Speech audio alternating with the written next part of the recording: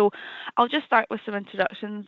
Thanks everyone for joining this morning session. We're absolutely delighted to have Ross Middlemiss from Faith and Community Dundee come along to chat to us today to share some exciting work with their PACS project and their Community Guiders programme. For this session, don't worry, Ross is going to be he'll be leading this session, he'll be doing all the talking, and that's what we're here to hear from Ross. But just before we get in, I just wanted to do a warm welcome. I think everyone is a familiar face, so thanks for coming back to another event hosted by the Money Guiders Scotland Network. If it's been a wee while since you have attended a previous event, just a reminder of what we're doing here. So with the Money Guiders Scotland Network, we're part of the Money Guiders programme. And the Money Guiders programme is provided by the Money and Pension Service, all completely free. It includes things like e-learning, events run through the UK networks, including the Scotland network, as well as places like a community hub, which is an online platform where you can share ideas, ask questions, find resources, and also check out kind of historical or past event recordings, which is where this event recording will be uploaded to. You're very welcome within the Money Guiders programme and the community of practice that we have. Everything is free because Money and Pension Service would want to encourage and support the 3 million plus money guiders or money guidance practitioners in the UK, want to support them in delivering money guidance confidently, effectively and safely.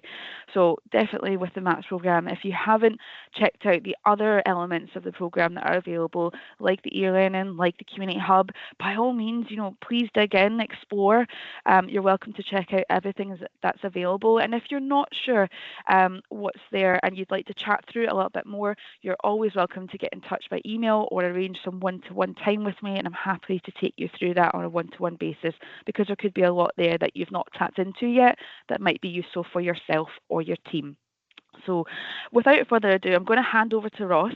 There's a few of us on this call, so Ross has got a wonderful presentation and some great insights to share with us. We should have time at the end for questions. So folks, keep your cameras on if you're comfortable doing so. It's okay if you'd like to turn them off.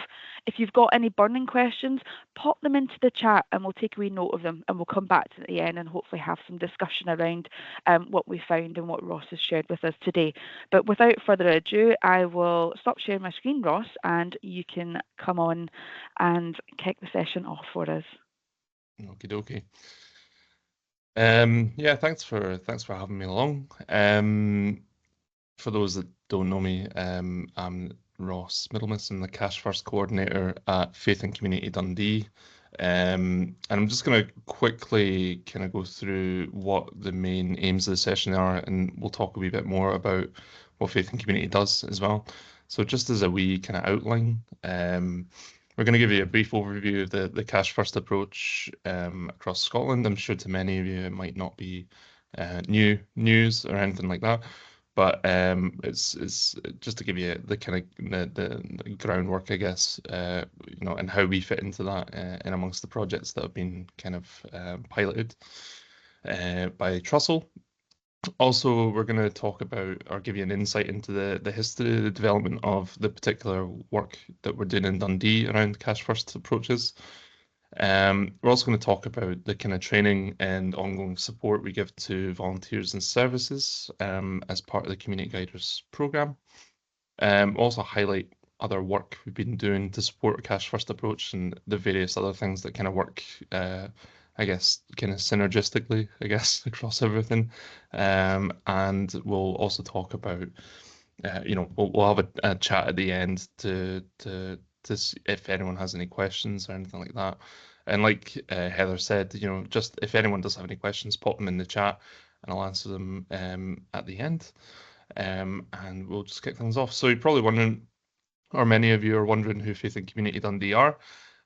We are an anti-poverty organisation, and we have 4 main areas of work. The first being fairness work, which my colleague Danielle Hinton leads on, which is basically looking at establishing a lived experience kind of panel in Dundee that works alongside key stakeholders within certain services and organisations to drive kind of local change and influence that at a national level as well. We also do or have focus on dignified food access, So my colleague Danny Ogerman is the lead on the Dundee Community Food Network, and in that role, he basically brings together and supports the various food projects around Dundee, and also helps them to access funding to sustain them, amongst other things. But also just looking at how like a dignified response is coordinated across the Dundee locality, essentially. Um, we also, I mean, there's no surprise given the name of our organisation. We aren't a faith-based community, but we did get our start as part of a larger organisation called Faith and Community Scotland, which is based in Glasgow, and went independent a few years ago. But essentially, I mean, the organisation had its roots in supporting faith communities to lead on anti-poverty approaches. So it was a lot of kind of supporting other faith projects to kind of do stuff, and we still do that. My colleague Debbie runs on a lot of that work as well. Now, finally, we have me doing a lot of the cash first, kind of approach, and looking at how that's kind of embedded in Dundee. So if those of you who maybe don't know what Cash First is, um, it is like basically a kind of a strategy or an approach to kind of create a cultural change around, when food bank referrals are made.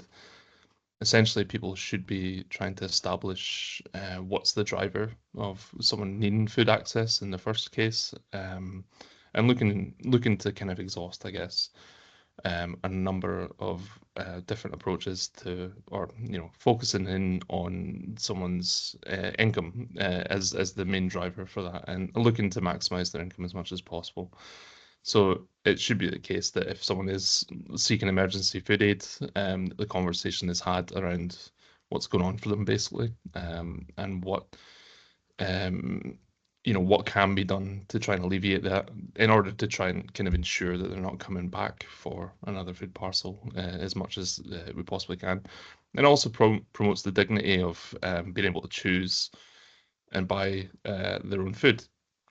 As much as wonderful as food banks are, in a lot of cases, or in majority of cases, there's no choice involved in what goes into their food parcel beyond some kind of basic dietary or kind of cultural requirements for people. But being able to promote, or focus on the income side of things allows them more flexibility to choose what their immediate needs are. So to give you a bit of context into the Pathways to Advice on Cash Scotland project, which is a project led on by Trussell, who funded my post amongst a number of other posts that were funded from last year. So I think I was one of the last people to come on board in terms of the localities, but yeah, you can see there's been quite a number of different kind of geographical kind of considerations that have gone into the projects that they've funded, but we're all trying to do implement a cash first approach across a number of different kind of lines of working. For us, our main focus has been the community guiders project, but you can see there that a number of different places have done it a different way. They've either established like a new pathway within an existing referral service, or they've done a number of different approaches. But I think for Trussell, it's been a case of trying to find what works best for Scotland, and how geography influences that. You can see there's the mixed kind of urban and rural kind of things, but there's also like an islands project as well. So it's looking at how these things actually function, or how Cash First works across the different kind of geographical spread of organizations as well. So like I said, there has been a kind of lead on this by community-focused organisations. Some of the projects are run by Money Advice Services directly. In our case, we are kind of, in a sense, we're not directly delivering a service as it were. We are supporting other services. So in terms of what we are doing in Dundee, we are This is basically our kind of like main focus around the Cash First and work in Dundee. And it has basically four different kind of like strands to it essentially at the moment. The first one being community guiders kind of training and support, which we'll talk a wee bit more about in a second actually. The other one is looking at training frontline services in a cash first approach. And whether that's taking the existing kind of community guiders training and running that in full for them, or doing a more kind of abridged kind of version that, you know, kind of is kind of tailored to the organization itself. Um, we also do a lot of work around what's called the three-step referral system, which is basically working directly with food bank referrers, and we periodically run these sessions to promote you know, a deliberate kind of stepped system for people to consider when people are approaching them for a referral to the food bank. And the last thing is the biggest, or one of the other biggest focuses we have is the Nine Wales Hospital Partnership, which is looking at establishing a community guiders or community guiders in Nine Wales Hospital. So talking about community guiders in terms of what it is or how it came to be. Community guiders essentially are like a signposting, triaging kind of role. It is basically encompassing a lot of the money guiders principles that you know, the Money and Pension Service you know, runs or delivers, but mixed in amongst a number of other things that kind of run alongside kind of money troubles as well. So the history of the project itself kind of came or developed initially back in 2018 to 2019 when a Menu for Change project was doing a number of pilots across Scotland. And one of the places it was doing these was Dundee. Menu for Change was a kind of partnership between Poverty Alliance, Nourish Scotland, Oxfam, and others, and local kind of delivery partners, one of which was ourselves for the pilot back then. But what came out of that, or the pilot itself, was looking at, you know, what are the drivers for kind of food insecurity and what's the things that need to be done. And that directly left to or led to the development of the What Do I Do If leaflet, which has now been rolled out across 31 Scottish local authorities, but in every other locality, I think it's called what is it called again? Money Matters or what? Yeah, I'm totally blanking. But yeah, it is. If you go into the Independent Food Aid Network website, you'll see. But that is directly kind of came out the back of that kind of pilot in Dundee. It was the need for a signposting tool, essentially.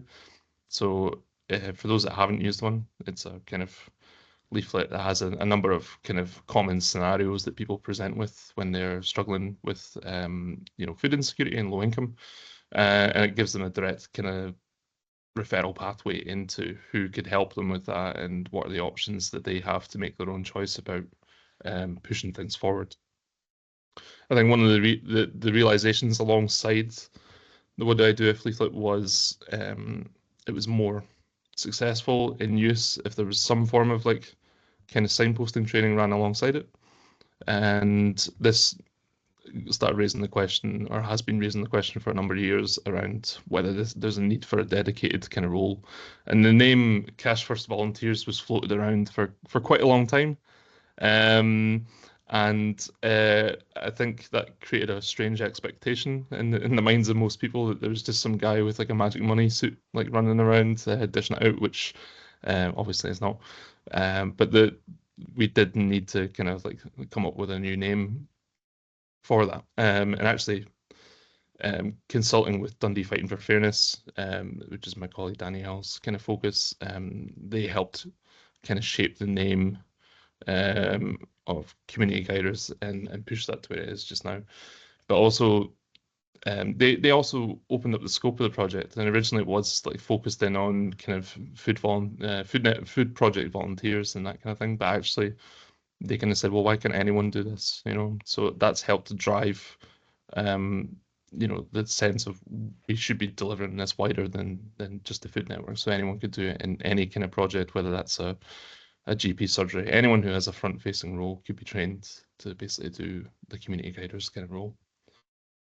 So talking about the training itself, the training has been kind of knocking about for one version or another for the good last few years. And when I came in last year, it allowed um, me to kind of focus in on developing the training a lot more. And actually, part of our the pitch to Trussell for the project was to have this developed and look at establishing this um, as a kind of open source kind of bit of training. So um, a lot of the training does focus in on like the kind of resource aspect of things. So what resources are naturally available to you in your locality. So that varies from place to place, but essentially there should be a bunch of transferable kind of values and principles that go with that.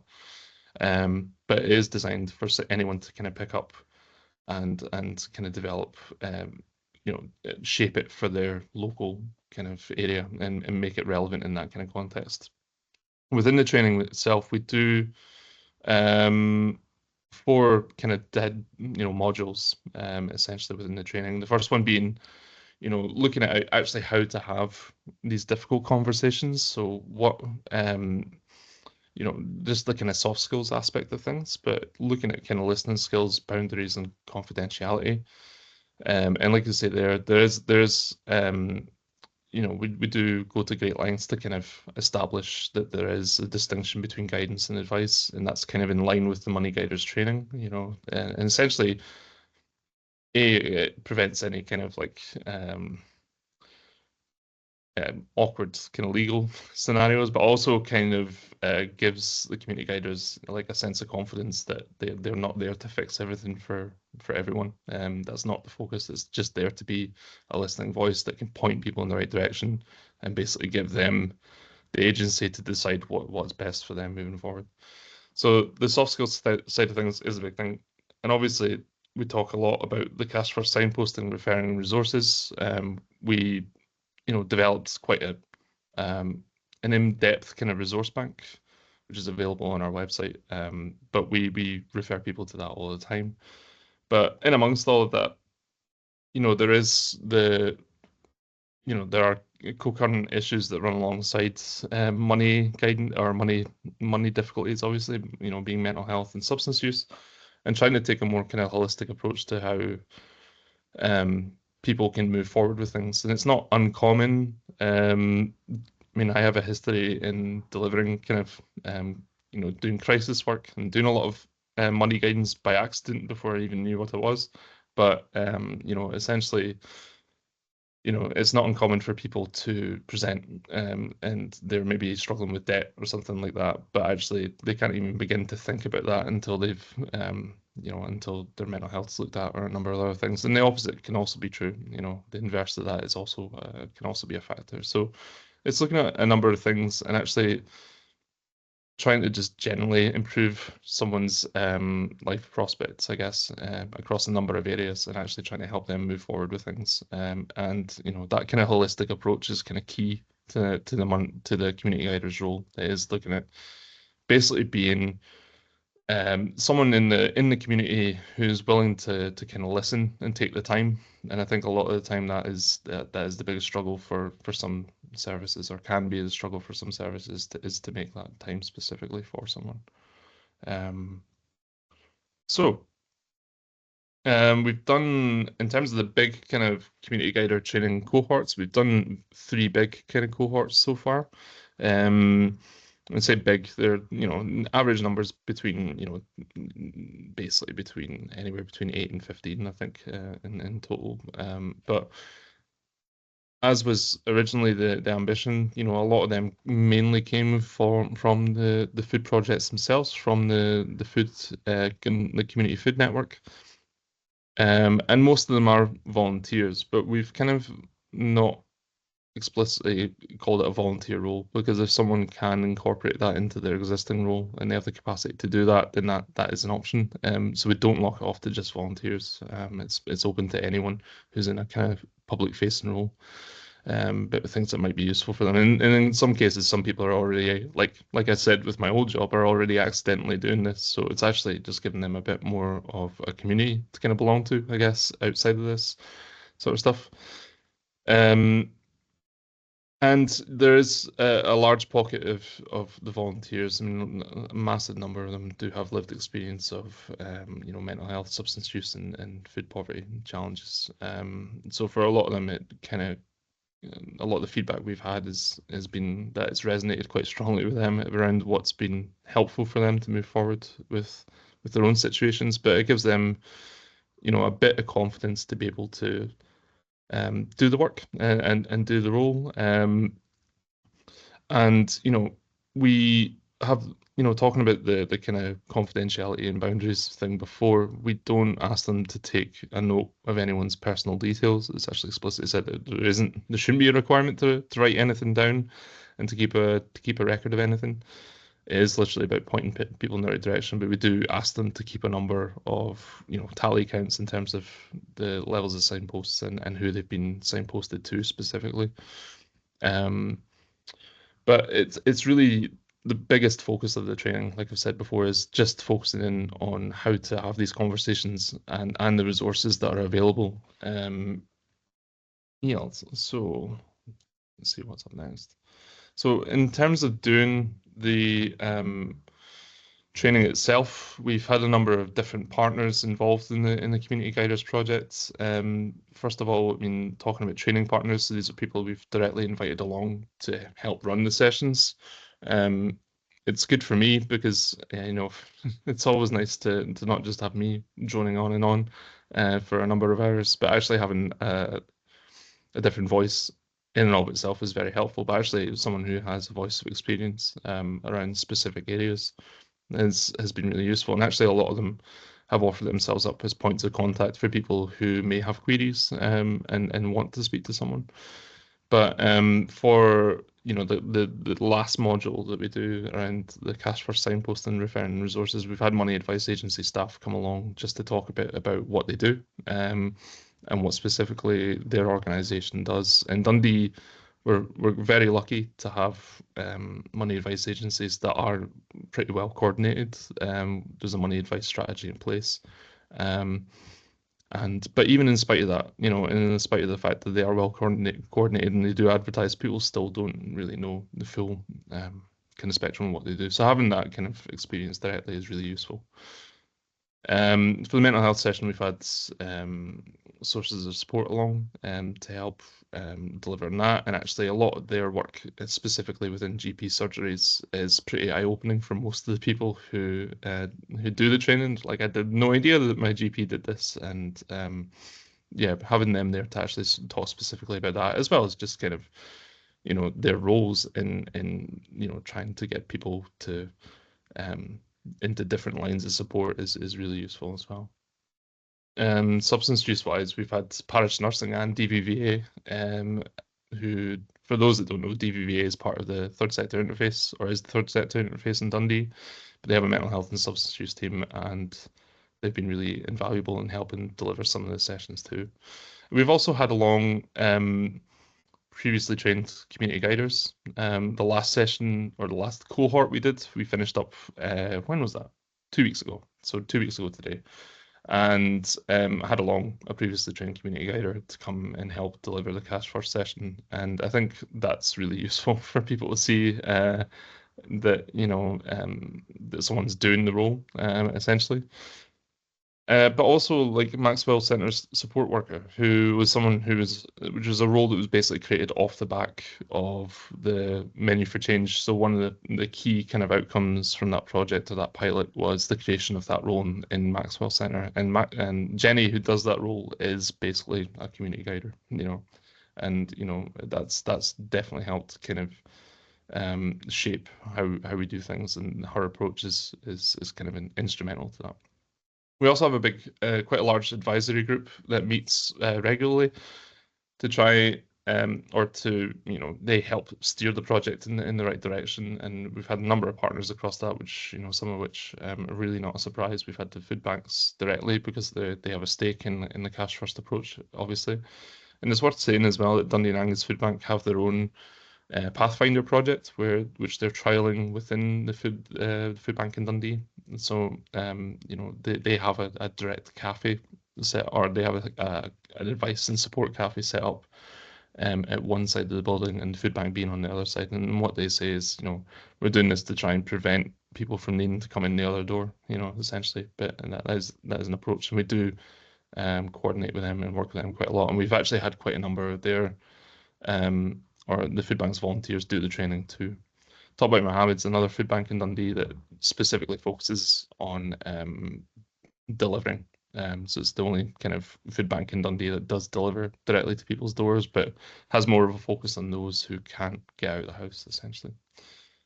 And then we also have, a number of other kind of partners involved in the project that you can see there, including obviously Trussell, and a number of other projects there that won't be a surprise to many people who work in the line of food insecurity. In terms of our ongoing support for community guiders, we try to meet regularly to, talk. So anyone who's done the training can be invited along to come along to regular kind of support groups. Support groups, that's not the right word, but groups where they can talk about what's been good for them, what's been challenging. And quite often I'll be canvassing them, looking for, what do you what kind of training are you interested in pushing things forward? Because I think for a lot of people, we do kind of we want people to, if this is something that's interesting to them and they do eventually want to go down a money advice route, what's the best way for us to link them into that and that kind of thing as well. But also, you can see there from the training that we've kind of linked them into after the fact, there's still quite a heavy focus on having difficult conversations and how to look after ourselves. After those difficult conversations, we've ran a vicarious trauma training, or we hosted a vicarious trauma training session a couple of weeks ago, which a lot of the food projects found really, really helpful, but there were some community guiders in and amongst that as well. And obviously the Money Guiders Foundation course that Heather and her colleagues will be are more well aware of, but that's been really good for people actually in terms of I think for them it's kind of a reinforcement that what we've been teaching them is also kind of being taught more widely and nationally as well, but also that actual kind of city and guilds accreditation side of things is great for them too. Especially if they are trying to bump up their CV with some new stuff as well. We also make, I'm aware, or I'm available, sorry, alongside Jenny Maxwell Centre as on hand and available kind of support for people to contact in case they have any queries. Like, so someone popped in today and didn't really know anything about what they were talking about. So, where would you direct them if it was, or what are the options that are available to a person in that scenario? So, I think what we should say is like, and I don't know if I mentioned earlier on, I should have mentioned it earlier on, but there is a big focus on learning as part of the Pathways to Advice in Cash Scotland projects. They are learning projects. So we do spend a lot of time reflecting on what doesn't work or what's been challenging. I think one of the big ones we're finding is, in certain cases, like the venue definitely shapes the role. It also shapes how, in the first,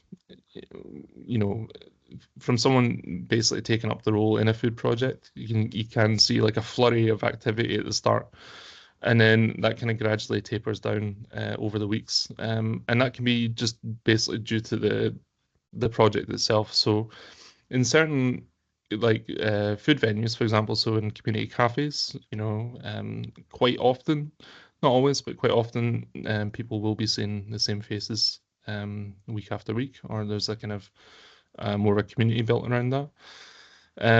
So once someone has had their issues rectified, or they've got things moved on, it can be the case that there's they're basically being used less and less, I guess, essentially, or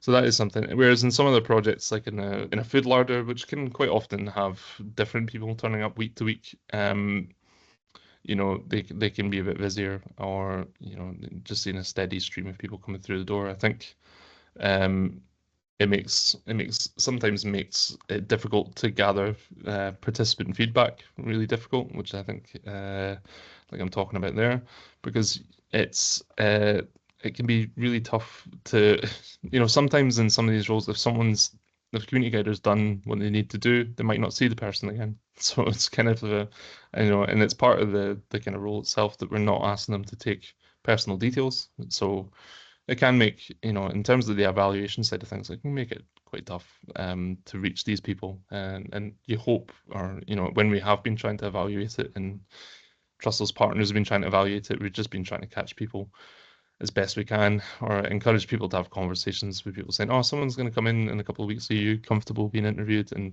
hoping that they show up and stuff like that. But it can be quite tough. The other one is, talking about burnout. It's part of the reason why we ran the vicarious trauma, or hosted the vicarious trauma training, because outside the community guiders, people who work in food projects are basically, they're experiencing quite, or have been experiencing quite severe kind of sense of burnout, and just that secondary kind of trauma of listening to people's stories has been causing people to feel quite burnt out, in amongst everything else going on, like the cost of living crisis and that kind of thing. And it's a lot of the projects have been feeling that. And I think in terms of in a community guider context, it's been a case of actually approaching the projects themselves and saying, if one person has been trained here, maybe let's look at training more than one person and actually sharing that out a bit more. So it's not that one person is specifically feeling that burden within those projects as well. And it's no secret that the cash first as a principle is a challenge for supporting those with no recourse to public funds. Like, it just continues to be, because that there isn't a lot of available support for people. So some of the projects that we have trained have kind of flagged this, as an issue time and time and again. And outside of a few kind of specifically accredited partners that we can point them to, there isn't much beyond that. But there is, in amongst the training that we've delivered, there are a number of other avenues that they can kind of go down to get some form of support directly. Moving on, like we said before, there was a bit more of a kind of realization that the community guiders training would be useful outside of the food projects, and we have delivered to a wide ranging kind of number of different kind of community food projects.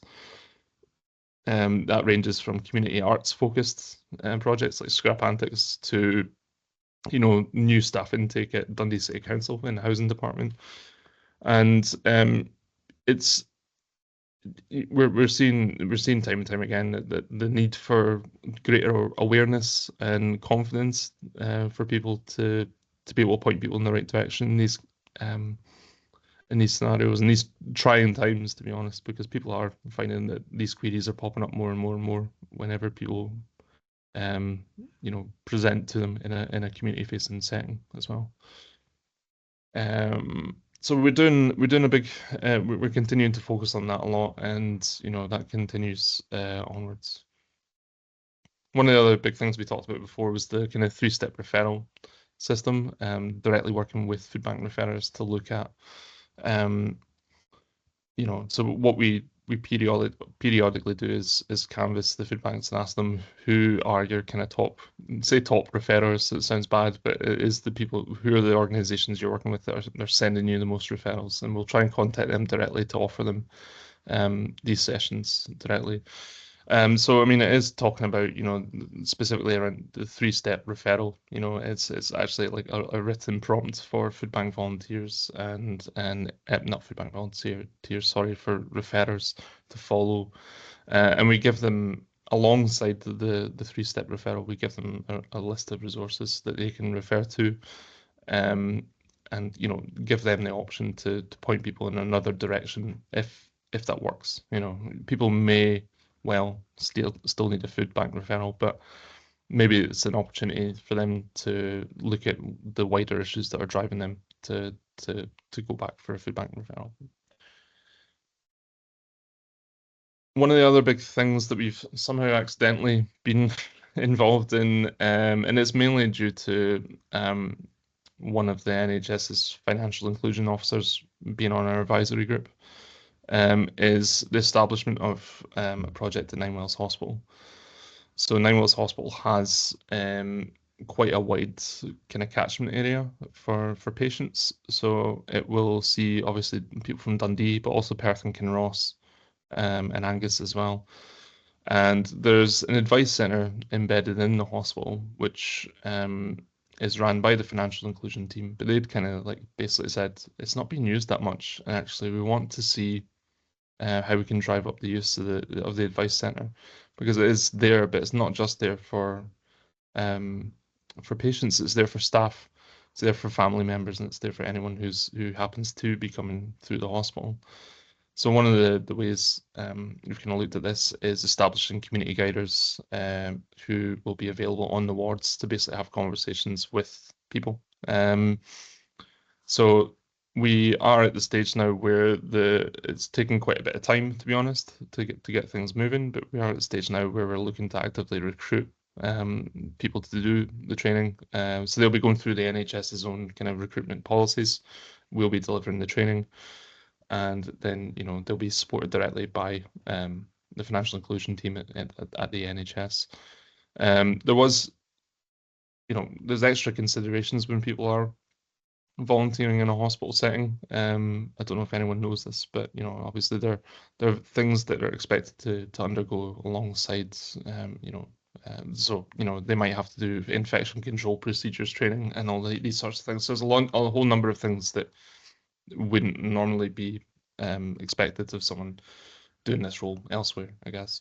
But one of the ways that we've kind of, it was quite an accidental conversation, to be honest, but Dundee University Social Medicine Society, we ended up speaking to them, and they have a growing kind of need to see more of their, medicine students going out into the community, being more kind of community aware, having more of a holistic approach around people's well-being and these sorts of things. So they many of these are already kind of practicing, or not practicing, but are on wards doing placements and all the rest of it. So they already have the necessary training. So it's been a really, really good partnership to work with them. Because it serves their interest as well as doc practitioners with an interest in social prescribing, but also it's good for us and good for the people in Ninewells as well. So just quickly to wrap things up, really, we're going to quickly talk about the next steps that we have for the Community Guiders project. The biggest focus over the next few months is really looking at the transferability of the training to different localities. And I've been doing a lot of work over the last few months on a kind of train the trainers handbook. But also, as part of that handbook, it does talk a lot about, how to build the local resource banks that you might need in order to run the training. So it asks a list of questions under each kind of category around, who does this in your area, who does that, does someone do this, and a bunch of various things that it takes you through to help establish a resource bank. Because I think having something that's instantly available to anyone doing a kind of community guiders desk role is really, really important. So we've been looking at that, and we're actively speaking with partners who might be interested in different localities to take that forward as well. The other thing we're kind of focusing on, and was kind of it was one of the main goals of the project, is to further develop a second tier of training, and it's looking at bridging the gap between guidance and advice, and working directly with the money advice agencies in Dundee to look at what things might be useful for them, for community guiders to do, if that's of interest to community guiders to take up. It's not mandatory training, it's there as an option, but if someone does want to push things in the direction of transitioning to a more traditional kind of money advice role, what are the things that the money advice agencies would need people to do, whether that's filling out the basic details on certain kinds of paperwork and that kind of thing, but not actually doing any of the kind of more kind of accredited work. It's not it's still something that we're working on, and we're doing this very much in lockstep with the money advice agencies to make sure that nothing's been kind of there's no kind of negative legal ramifications, but it is taking quite a bit of time, obviously. The other thing we're looking at is trying to pursue accreditation of the Community Guiders program, which has been quite tough, being perfectly honest. But I think it's been really good to have the Money Guiders training there as an option for people, because it has certainly, in terms of the feedback we've had from people who have signed up from it, they've been really kind of complimentary, or they've been just saying this is great. This is kind of what I need, because it's kind of light touch and I can go at my own pace and that kind of stuff. So it has been really good to have that in amongst there. So thanks very much for listening to me rabble on for quite a long time. But if anyone has any questions, quite happily take them. I don't know if there's been any in the chat so far. I don't. Not in the chat so far. I think we were holding off to the end, but I do have some questions that were forwarded to me from a couple of people who couldn't attend. But I'll open up to those who are in the meeting just now. And thanks, Ross. It was really great to get that overview and get a feel for what is actually happening in the community. Folks, any questions? If you want to pop them into the chat or raise your hand, please, you're welcome to come in. Yes, please, Tatiana, go for it. I maybe missed the part where you said that, but where do you actually find the people to provide the training for? So how do you actually advertise your training courses? To be honest, it's been quite a targeted kind of approach, specifically. Working alongside my colleague Danny, who runs the Community Food Network. A lot of it has been I've been specifically, literally going along to meetings, actually just talking at those meetings and saying we're doing this training again. Here's what it's about. Here's some of the projects. Some of the projects are in the room who have had people, do it previously, so that's quite useful, because hopefully you'd hope that they had positive things to say about it sometimes. In those cases, that's what's happened. And to be honest, it's not like we widely advertise it as part of on Eventbrite or anything like that. We have tried to kind of specifically focus it in on projects that we think have been interested, but that doesn't mean that that needs to be the approach anywhere else. It's just the way we've kind of done it. But it helps ensure that we're reaching people who are interested in doing it as a kind of at least a semi-dedicated role within a project, I guess. And I don't know if that answers the question, but Thanks very much, Tatiana. Anyone else have any questions or comments? I've got a couple, Ross, so I'm just going to come off the back of Tatiana's, because one of the questions I was asked to ask was, how are volunteers recruited? And you've explained you're doing a targeted approach. Is there any discussion about how that approach might change when you're looking at training people who are staff and not volunteers? Is there any scope or any discussion around how you might go about, or your intentions of going about, to recruit people who are already in a role, who are looking to add the community guiders bow to their arrow? Yeah, I think it really depends. I mean, when we've done like I said, we've done these big cohorts, and not all of them have been volunteers, but it's been quite volunteer heavy. I think in those cases, and those big cohorts were mainly drawn from the food network.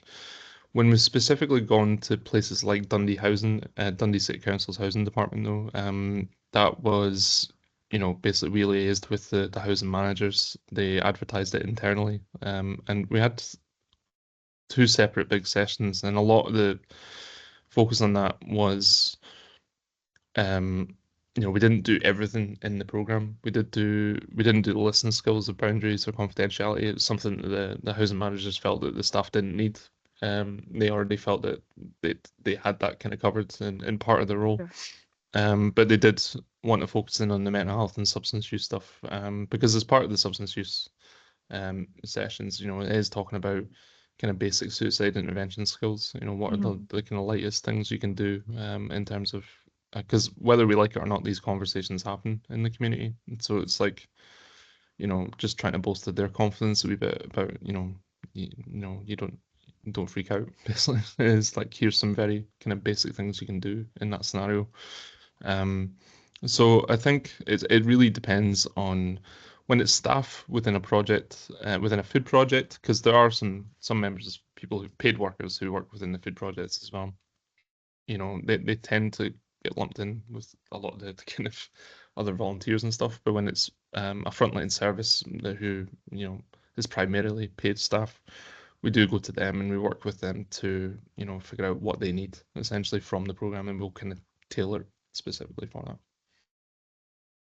Excellent. I've got two more questions that I've been asked to ask, but just before I do, anyone else have any thoughts or comments they want to add around or query about when it comes to volunteering and getting recruitment? Okay. It's a bit of a two-pronged question, I suppose, is how many hours is the training, and off the back of that is there any, not necessarily percentages unless you have them, but what is the number of people who start the training versus complete the training and go on to become community guiders? What does that look like? Is it a fair portion, or do you experience a lot of drop off? I mean, talking about the first section, I mean, the training, basically the modules themselves are designed to be 2-hour modules each. So they are quite light touch, So we're talking, for each of the 4 modules, if you were to run it, and it is feasible to run it within a day, with some kind of obviously with breaks built in and that kind of thing as well. But typically they're around 1.5 to 2 hours each. But that's really, we've done it a number of different ways. Some of the ways we've done it is we started off doing it in 2 hours a week for 4 weeks, and it kind of directly links into your second question. The drop off was quite high. Okay. We did it like that, because it was just a case of like, all right, okay, I'm going to be here for 4 weeks, whereas actually where we've kind of landed on it now, and it seems to be kind of happy medium for a lot of places, is to do 2 4-hour sessions, so spread a week apart. We have done the 8-hour day session before. When I've done one-off sessions for projects, we've done an 8-hour day, but sometimes it's total overload, if I'm honest, because it's not even so much the material, it's actually the resources, and actually how much of that is retained from week to week. Sorry, how much is retained after the session can be quite challenging, I think. So I think sometimes having that stepped approach, and having at least some sort of a break built in to delivering the material is quite useful. Because I think it can be quite overwhelming to run it all in one go. Sure. The second part, I think there's, like I said, there's the last training session we had. I think what's been interesting has been, the last big cohort we did. We managed to, I think, approach the projects basically specifically saying, I think it's good to have people doing this as a dedicated role, and it should be kind of more explicitly advertised to your volunteers. Like, we'll liaise with the volunteer managers and say, this is coming up. Does any of your volunteers want to do it? But I think the first cohort we did probably has the least kind of retention, I think, in terms of people who are still doing the role and that kind of thing. But I think as time's gone on, we've just been a bit more kind of targeted in trying to reach people who specifically want to do something like this, whether that's just from their own lived experience or whatever else. But I would say, I mean, I'm trying to think, we've trained 33 people. 33 people have completed the big cohorts of trainees. I think there was maybe just over 50, 60, I think, in total. So yeah, less than half have progressed onto. But I think, like I said, as time's gone on, I think we've done a wee bit of a better job in trying to specifically catch the people who are probably interested in doing this longer term. Yeah, and as it becomes more firmly embedded, hopefully that will increase. It's new. Yeah, absolutely. Yep. Wonderful. Thank you so much. No worries. Any questions or comments from anyone else? No. Okay, well, thanks folks for joining this session. Hopefully it's given, no pun intended, but a lot of food for thought, because there's some fantastic work going on in Dundee. What I will do following this event is I'll send you out an email with some useful links and with some information, because it might be something that you want to explore in your own area, in your own locality, and I believe Ross will be your point of contact to discuss that, or Ross, you can share whoever else that might be, because it's certainly work that could be replicated where possible. So hopefully this will stimulate some further discussion and exploration within other areas in Scotland. But thanks again, everyone, and Ross, for your time. I've sent a little link in the chat. It would be wonderful if you could share your feedback, folks, for this session. We are planning our 2025 calendar for the Money Guiders programme, so please do let us know what you'd like to hear, who you'd like to hear from, and what you'd like to learn about within the 2025 calendar. So thinking about all your money guidance and money related topics, please let us know. But have a few minutes back from the hour. Hopefully that'll give you time to have a wee break before you carry on for the rest of your day. Lovely to see you all. If you need anything, please do get in touch. But otherwise, have a wonderful day and have a good rest of the week.